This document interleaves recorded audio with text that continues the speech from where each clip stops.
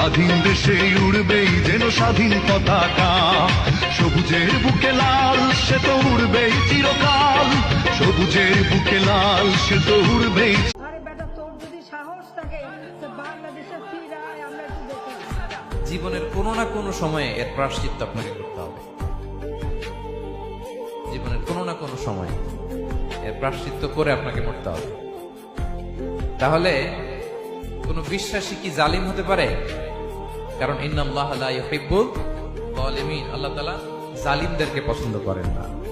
তাহলে জুলুমের সাথে আমাদের হাসিনা রে হাসিনা তুই অপরাধী রে, আমার রক্তে পাওয়া স্বাধীনতা দে ফিরাইয়া দে, আমার স্বাধীনতার সাথে খেলার অধিকার দিল কে? খুনি তুই বড় অপরাধী, তোর ক্ষমা নাই রে।